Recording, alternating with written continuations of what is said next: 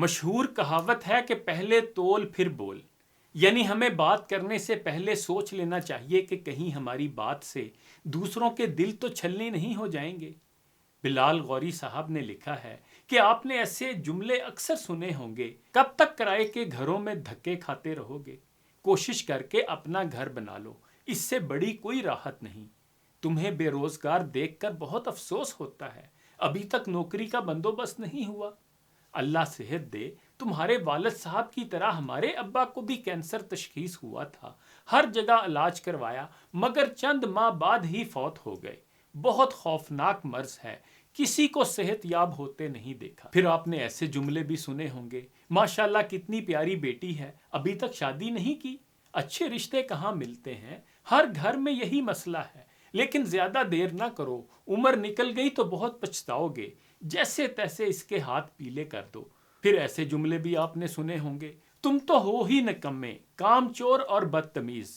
ان کے بچوں کو دیکھا ہے کتنے مہذب، ہونہار اور محنتی ہیں۔ بلال صاحب کہتے ہیں کہ بظاہر خلوص، ہمدردی اور پیار میں گھندے اس طرح کے جملے آپ نے اکثر سنے ہوں گے۔ اس طرح کی باتیں کرنے والے خیر خواہ طنز نہیں کر رہے ہوتے، دراصل آپ سے متعلق متفکر ہوتے ہیں، آپ کی بہتری اور بھلائی کے خواہاں ہوتے ہیں، شاید نیک نیتی کے تحت تشویش کا اظہار کرتے ہیں، مگر یہ جملے تیر نیم کش کی طرح دل میں ترازو ہو جاتے ہیں، امیدوں کے چراغ بجھا کر مایوسی و ناامیدی کے اندھیروں میں اضافے کا سبب بنتے ہیں اور بناؤ کی بجائے بگاڑ کی راہ ہموار کرتے ہیں۔ مہنگائی کا وہ عالم ہے کہ سفید پوش گھرانے دو وقت کی روٹی پوری کرنے سے قاصر ہیں، گھروں کے کرائے اور بل کمر توڑ دیتے ہیں، اہل و عیال کی بنیادی ضروریات پوری کرنا دشوار ہو جاتا ہے۔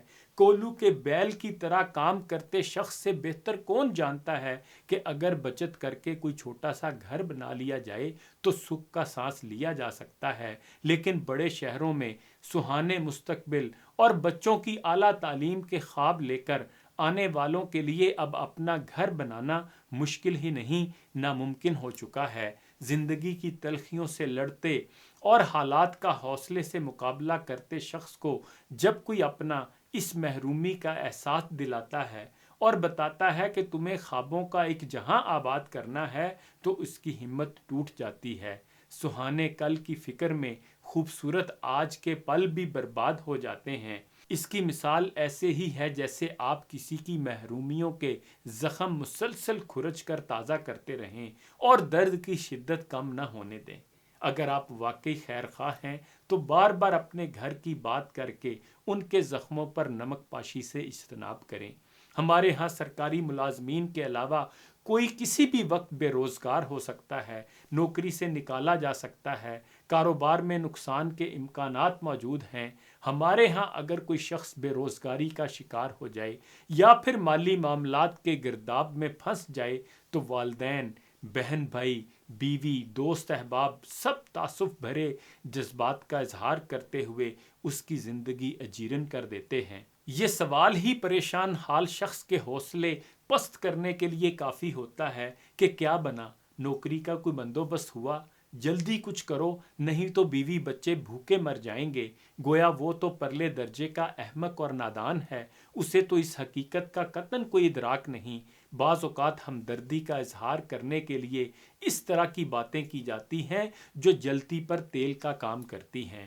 اگر آپ کو وہ شخص عزیز ہے تو اس کے لیے عملاً کچھ کریں، اسے پھر سے کھڑا ہونے میں مدد فراہم کریں، لیکن اگر تعاون نہیں کر سکتے تو کم از کم اپنی ان مصنوعی اور سطحی باتوں سے اس کی پریشانیوں میں اضافہ تو نہ کریں۔ اسی طرح خدا نہ خواستہ کوئی شخص بیمار ہو جائے تو عیادت کے لیے آنے والے غم گسار اسے زندہ درگور کرنے میں کوئی کسر نہیں چھوڑتے۔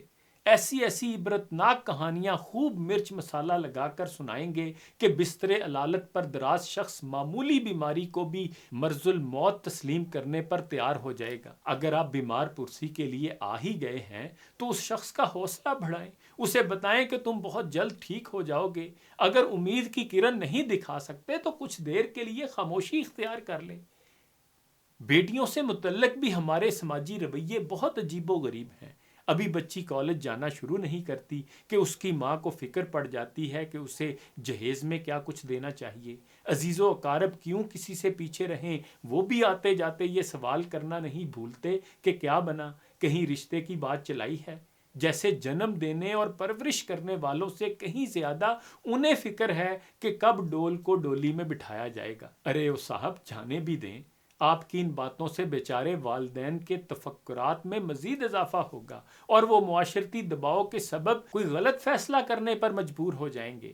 آپ اپنی نصیحتیں اور مشورے اپنے پاس رکھیں اور یاد رکھیں بچوں کی تربیت کا تقاضا یہ ہے کہ ان کی خوبیوں کو اجاگر کریں۔ اگر کوئی وصف ان میں نہیں ہے تو بھی اس کا ذکر کریں تاکہ وہ اسے اپنی شخصیت کے لیے مستعار لے سکیں۔ مثلا اگر آپ بار بار یہ کہیں گے کہ میری بیٹی یا میرا بیٹا جھوٹ نہیں بولتے تو وہ سچ بولنے اور آپ کے اعتماد پر پورا اترنے کی کوشش کریں گے۔ لیکن اگر آپ صبح و شام لان تان کرتے رہیں گے اور یہی بات دہراتے چلے جائیں گے کہ تم تو ہو ہی ایسے، تمہارا کچھ نہیں ہو سکتا، تو بچے بھی ہٹ دھرمی کو اپنا شعار بنا لیں گے۔ دوسروں کے جن بچوں کی آپ تعریفیں کرتے نہیں تھکتے وہ بھی اپنے گھروں میں اسی طرح کی حرکتیں کرتے ہیں، اور شاید ان کے ہاں آپ کے بچوں کو بطور نمونہ پیش کیا جاتا ہو۔ چنانچہ ان کھوکھلے، سطحی اور روایتی جملوں سے گریز کریں۔ انہی گزارشات کے ساتھ اجازت چاہوں گا۔ اپنا خیال رکھیے گا۔ اللہ حافظ۔